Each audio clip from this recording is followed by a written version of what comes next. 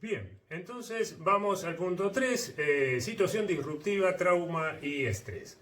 Empecemos con, estamos ahora sí en el texto de Rinaldi, la primera parte del texto de Rinaldi. Él ahí trabaja en el primer punto una definición de estrés y la retomamos para analizarla un poquito, porque él en esto de el análisis que hace del síndrome general de adaptación, nos dice algo de pasada, parece un dato anecdótico, pero es muy importante tenerlo presente porque el estrés tiene mala prensa, ¿no? El estrés en general tiene mala prensa, entonces esto que Rinaldi dice al pasar por ahí hay que tomarlo y resignificar el concepto de estrés desde esa perspectiva. Veamos la definición y saquemos algunas conclusiones acerca de esta noción de estrés que nos propone Rinaldi tomando a Selig. Estrés se asocia, dice, al nivel de activación. El estrés hay que asociarlo con el nivel de activación que debe tener un organismo para poder dar respuestas adaptativas. Es decir, si un organismo se tiene que adaptar a una situación, la condición para poder adaptarse es que esté mínimamente activo para poner en funcionamiento, bueno, algún tipo de respuesta. Imaginemos, ¿no?, qué es lo que nos pasa a la mañana cuando nos levantamos y nos dicen, no sé, andá y corre esa silla del lugar. Y uno está dormido, ni correr la silla puede. O sea, no podemos adaptar a eso. ¿Por qué? Porque el nivel de activación que tenemos interno en el organismo, todavía venimos del sueño. No nos activamos. Tenemos un estrés bajísimo y un nivel de activación muy bajo. Pero para que ustedes se den cuenta de esto. Primero, el estrés es parte de la vida. En esa definición no hay nada malo ni bueno en el estrés. Es nivel de activación que necesitamos para poder responder. ¿Sí? Es como el requisito de respirar para estar vivo. Bueno, necesitamos estrés para adaptarnos a las situaciones. Si no, es imposible. El tema es cuánto estrés. Ese es otro tema. Ahora lo vamos a ver. Entonces viene el esquema de la U invertida. Muy importante. Este esquema lo traemos de la psicología del deporte. El esquema de la U invertida. Pero sirve muy bien para pensar en los niveles de activación y de adaptación, cómo van relacionándose y cómo van cambiando, ¿no? Entonces tenemos en el eje de las X, el gráfico cartesiano, el nivel de activación. Poco, medio, mucho. Entonces vamos a ir jugando un poquito con eso. Y en el eje de las Y, el nivel de adaptación. Alto o bajo. ¿Qué nos dice la U invertida? Bueno, la U invertida es una imagen. Una U, la invertimos, la damos vuelta. Eso es la U invertida. Un genio el que hizo esto. La verdad que... Pero bueno, es muy útil, es muy útil, es muy útil. Fíjense. ¿Qué pasa con el nivel de adaptación si variamos el nivel de activación? Vamos a empezar a movernos por el eje de las X desde poco a medio a mucho. Y vamos a ir viendo cómo varía el nivel de adaptación. Poco nivel de activación. Como dijimos recién, a la mañana nos levantamos, dormido, mirando el infinito, tomando el mate, mirando el infinito, como siempre. Nivel de adaptación, ¿cuál es? Bajísimo. Muy pocas cosas podemos realizar en ese estado. Ahora, comienza el día, la mañana, salimos, ¿no?, un poco el ruido de la calle, nos encontramos, llegamos al trabajo, los amigos, y comienza a aumentar el nivel de activación. Nos empezamos a conectar, a despertar, porque nos piden esto, lo otro, tenemos que responder. Comienza a subir el nivel de activación. Hasta que en un momento del día estamos en un nivel de activación óptimo. Supongamos medio, que es el nuestro. El de cada uno tiene el suyo. Entonces, ¿qué pasa? Cuando estamos en un nivel medio óptimo, el nivel de adaptación, estamos en el pico. Estamos en el pico de esta U invertida, allá arriba. Alto nivel de adaptación. Cualquier cosa que nos piden, tenemos reflejo rápido, respuesta, mucha energía, glucosa, el cuerpo caliente. Entonces, ahí nos adaptamos rápidamente a las situaciones. Las resolvemos, las respuestas son rápidas. Pero ¿qué pasa? Comienza a avanzar el día, problema. o entramos en una situación en un momento del día, una urgencia, supongamos que estamos en el hospital, una urgencia, varias urgencias, toda una tras otra, el nivel de activación comienza a avanzar sobre el organismo, muchos estímulos, estímulo. ¿Qué pasa con ese organismo? Y bueno, se empieza a desgastar. Se empieza a desgastar, a agotarse, la energía cada vez menos, ¿no? Y entonces, ¿qué pasa con el nivel de adaptación? Vuelve a caer. Pero ahora no porque nos despertamos recién, sino porque le sacamos toda la energía, lo gastamos al organismo. Mucha activación, mucho estrés. Entonces tenemos nivel de activación, poco estrés. Medio estrés, mucho estrés. Ahí está la cosa, ¿no? Entonces el estrés no es ni bueno ni malo. Depende cuánta cantidad, cuánto tiempo, la intensidad. Capaz que es un nivel de activación, a veces lo necesitamos, entramos y salimos, ¿no? Entonces, eso no produce daño. El tema es cuando entramos y no salimos. Entonces ahí es donde la máquina se empieza a recalentar, el organismo se empieza a agotar, a desgastar. Y eso está descrito en el síndrome general de adaptación, ahí Rinaldi lo retoma, lo describe todas las etapas, ¿no? La de agotamiento, la tercera, acuérdense las 3 etapas. ¿Qué pasa? ¿No? Entonces el estrés, estímulos intensos, ¿no? Niveles de activación intensos y permanentes es lo que desgasta. ¿No? Es lo que desgasta. Bueno, listo. Acá ya tenemos entonces presentado al estrés, que no es ni bueno ni malo.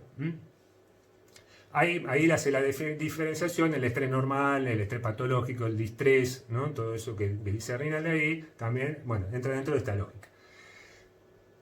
Traigamos, vení. El paciente quirúrgico. Vení para acá. Bueno, ¿dónde lo ponemos el paciente quirúrgico acá? ¿Dónde lo ponemos? Bueno, en el proceso quirúrgico va a ir más para aquel lado, ¿no? Porque dijimos que era algo novedoso, algo desconocido para él, y entonces es un nivel de activación y de alerta que tiene, ¿no? Frente a todo esto que está experimentando nuevo. Cada paciente lo va a vivir, ahora vamos a ir viendo las variables que entran en juego acá, de manera diferente.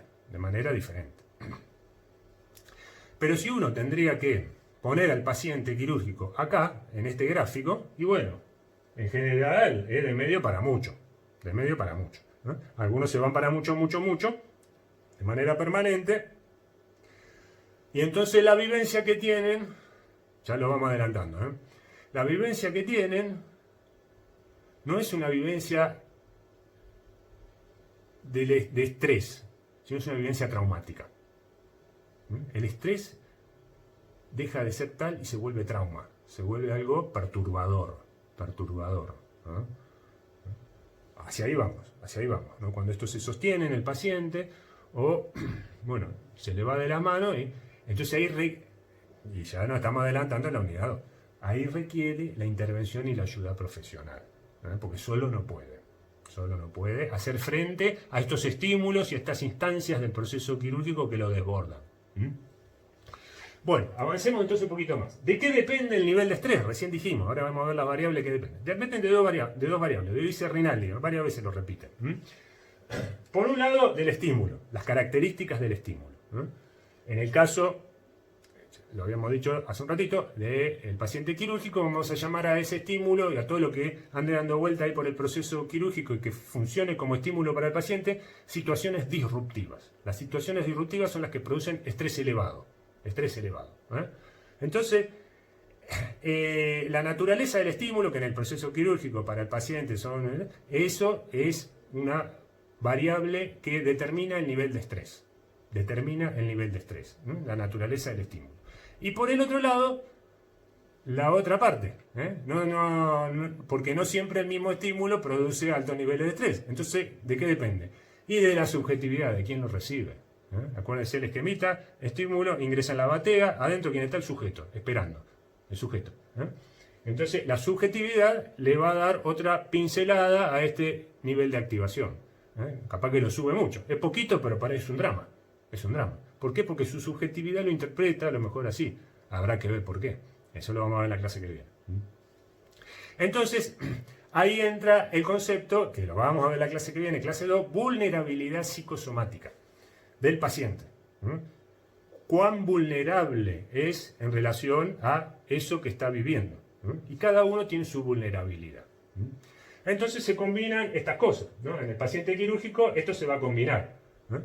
El estímulo y la subjetividad, siempre se combina en todos lados, pero en el caso del paciente quirúrgico vamos a pensarlo como la situación disruptiva, es decir, los distintos estímulos del proceso quirúrgico para ese paciente lo afectan o no tanto, de acuerdo a su vulnerabilidad psicosomática. De acuerdo a su vulnerabilidad psicosomática. Entonces, ahí es una cuestión dinámica. Y la resultante de eso va a ser el nivel de estrés que tenga, el nivel de activación. Y su capacidad de adaptación al proceso quirúrgico. Bueno, vamos a dar ejemplos de qué situaciones o qué aspectos del proceso quirúrgico pueden tornarse disruptivos para el paciente. Pueden ser, para algunos sí, para otros no. Esto es así, esto es así. Usted dice, pero ¿cómo? Cuando nos enseñan a operar, los procedimientos son para todos iguales. Ojo, en el cuerpo del paciente, ¿no? Los procedimientos son después el protocolo, rutina, ¿no? En el cuerpo. Pero cuando aparece la subjetividad del paciente, cada paciente es único. Hay que empezar de vuelta. Por más que la operación sea la misma, el paciente no la va a vivir de la misma manera, que el otro. Entonces, la subjetividad es lo que vuelve artesanal, ¿no? A este trabajo, el trabajo en salud, ¿no? Que cada paciente es distinto porque tiene una subjetividad distinta. Entonces, el cuerpo lo podemos ver siempre desde la misma perspectiva del cuerpo, pero quién está dentro, eso hace la diferencia. Bueno, entonces, vemos algunos aspectos del proceso quirúrgico que se pueden constituir en situaciones disruptivas, es decir, que provoquen niveles de estrés altos. Bueno, es algo desconocido, enigmático, para la mayoría de la gente operarse no es algo de todos los días. Entonces, encierra siempre lo enigmático y desconocido, lo vivimos como una amenaza. Bueno, connota la posibilidad de una secuela, si algo sale mal, ¿no? Si me encuentran algo entonces, siempre está esa fantasía ahí de que las cosas, por más rutinarias que puedan ser, puede pasar algo. Entonces, incide directamente sobre su cuerpo, ¿no? Esa propiedad algo privado, íntimo que tenemos con nuestro cuerpo. Bueno, van a venir ahora unos desconocidos, como dice por ahí, y van a amenazar la integridad de mi cuerpo, ¿no? Los van a poner, sí, con buenas intenciones, porque quiere para curarme, para mejor, pero tengo que pasar por ese hecho, que es la cirugía. Entonces, llegados desconocidos, si bien, por suerte, eso ocurre en un hospital, o sea que esos desconocidos tienen un aval, son profesionales que hacen todo, ¿no? Entonces todo eso le da todo ese decorado que es el hospital, ¿no? Todo ese de la institución hospitalaria, da un resguardo y una seguridad. Uno dice, bueno, no es en cualquier lado, ¿no? A veces podemos elegir dónde operamos, ¿no? Y eso nos da confianza, la famosa confianza que en uno de los textos de Mucho y después con la información y la manera de comunicarse es muy importante el tema de la confianza, ¿no? Obviamente. Y otra cuestión, es inevitable, esto avanza, el sujeto no puede reaccionar frente a esto, sobre todo cuando ingresó al quirófano. Ahí no opina, está en manos de otro y que Dios lo ayude, que lo ayude el cirujano también, porque yo no puedo hacer nada, desconozco y no me anestesian y ya está, no puedo reaccionar. O sea que son varias instancias que lo dejan en la inermidad, podríamos decir, en un estado de desprotección, de desamparo, ¿no? Y que tiene que confiar en el otro para que todo salga bien. Entonces, fíjense ustedes que estos aspectos son, de alguna manera, que elevan el nivel de activación, porque tienen el signo y las cualidades de una amenaza para el organismo, ¿no? En la historia, ¿no?, de la biología que nos habita, sería como, no sé, el trueno, las tormentas en las primeras épocas, que el hombre primitivo desconocía de qué se trataba y bueno, y ahí parecía que se venía todo abajo, ¿no? Porque no entendía, no entiende, no lo puede procesar. Bueno, algo de eso debe resonar en algún lugar de nuestra biología. Bien, vamos entonces ahora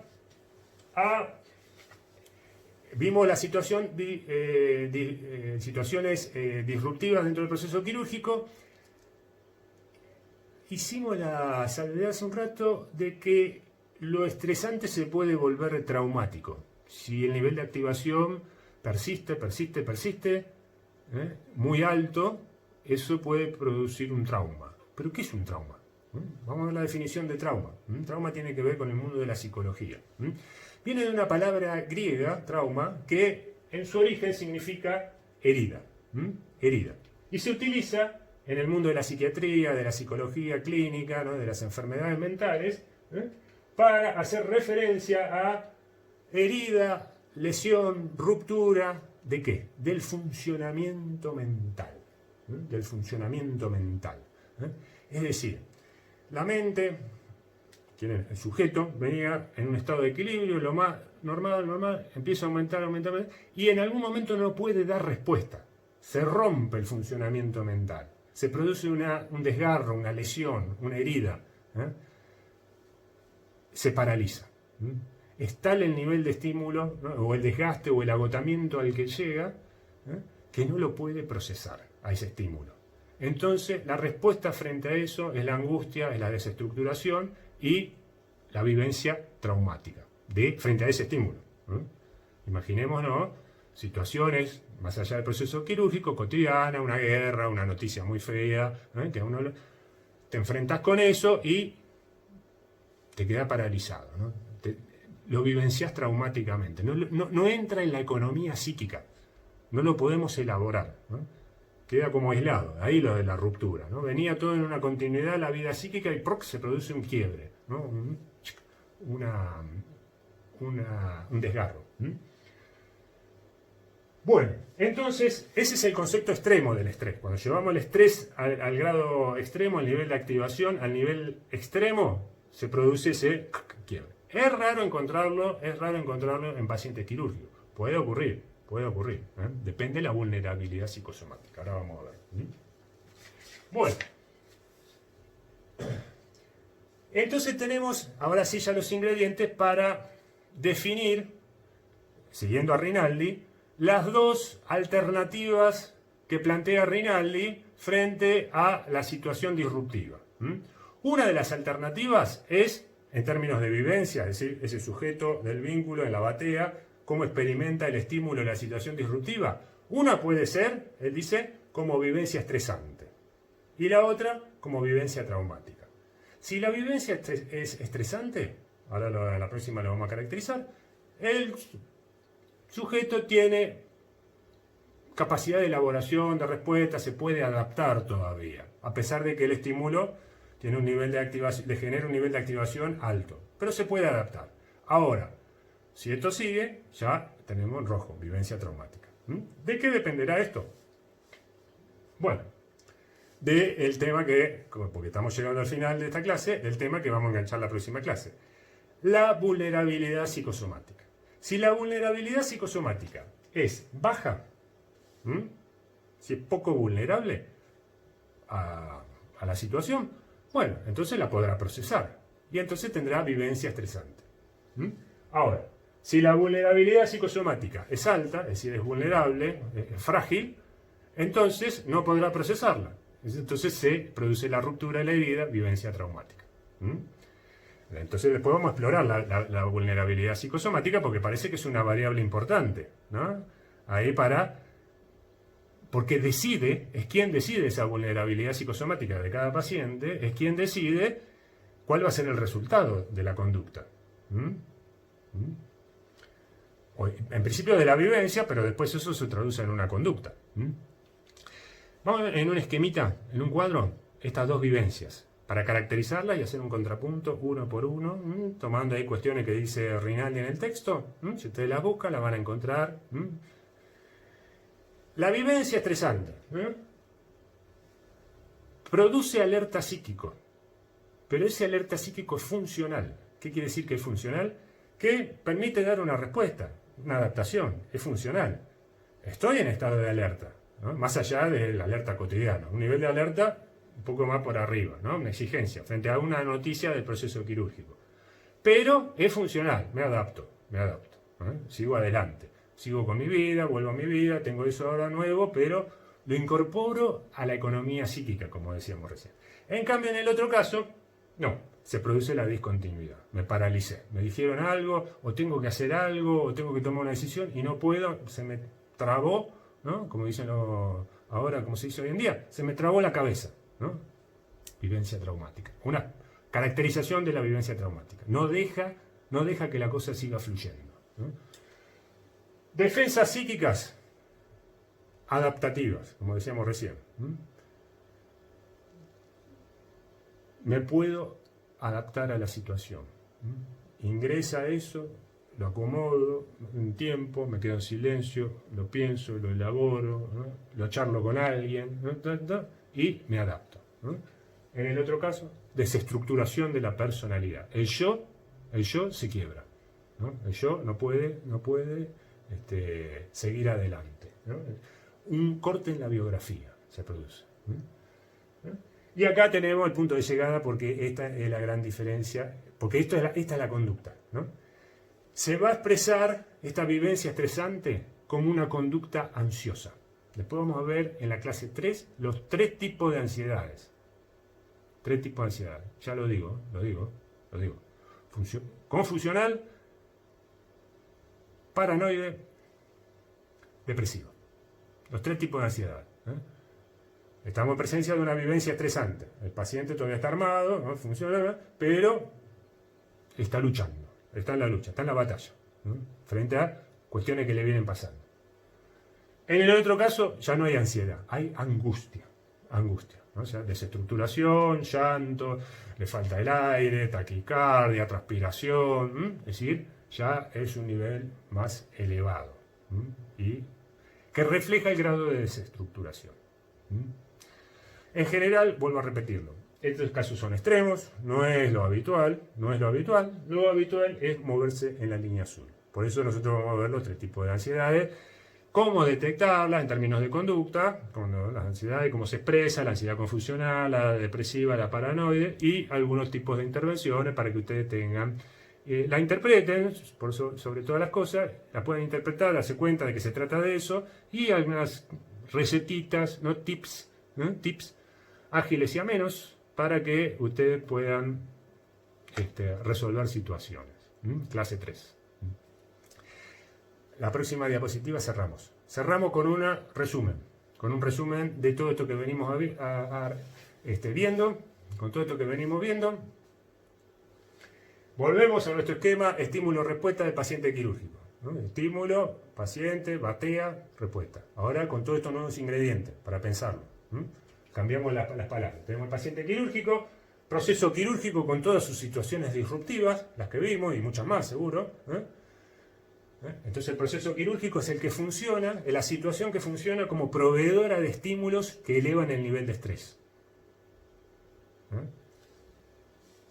Eso va a producir o una vivencia estresante o una vivencia traumática, ya lo venimos diciendo, ¿no?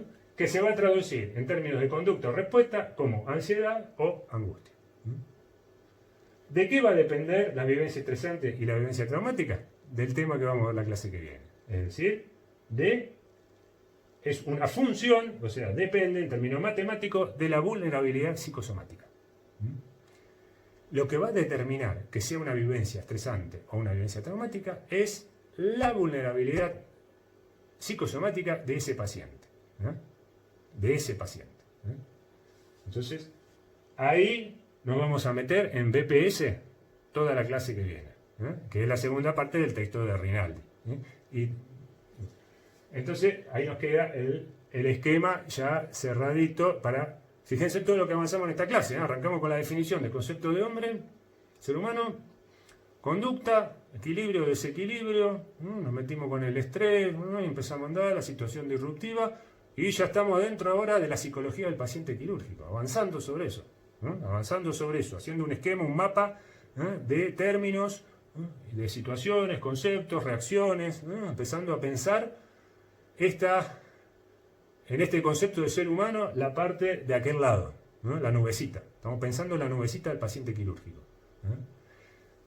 Siempre en un contexto sigue el sujeto del vínculo y con un cuerpo, que es objeto del centro del proceso quirúrgico, el operatorio, la cirugía, ¿no? El cuerpo es centro, siempre eso no nos olvidamos. Pero estamos viendo todo lo otro que rodea, que acompaña eso.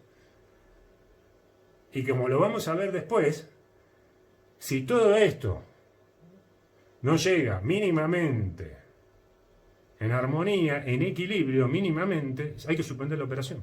Lo dice Rinaldi ahí. Si la vulnerabilidad psicosomática del paciente es muy alta, a veces hay que suspender la cirugía. Hasta que baje un poco, la cosa se calme. Porque estamos yendo hacia el rojo. Y no se puede operar a un paciente así. Porque tiene todas las funciones fisiológicas, todo descalibrado. Entonces no puede entrar a un quirófano una persona en ese estado. Es un peligro. Entonces ahí vemos la psicología cómo interactúa con todo esto. Bien, veamos en la próxima diapositiva la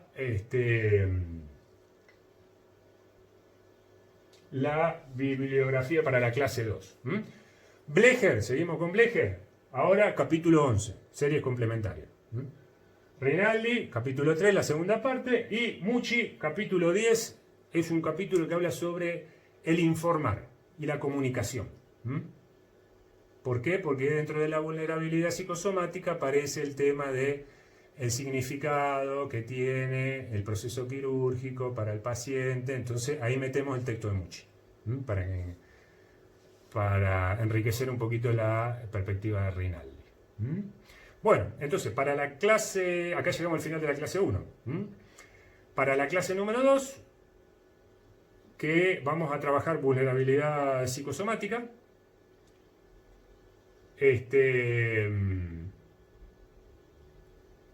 leemos esta bibliografía y va a ser los recursos de referencia. Nos vemos entonces en la próxima clase número 2 y cualquier duda que tengan de la clase 1 o lo que vayan leyendo, en el foro nos encontramos, foro de consultas de la unidad 1 y seguimos trabajando los contenidos de esta clase número 1. Bueno, muchas gracias.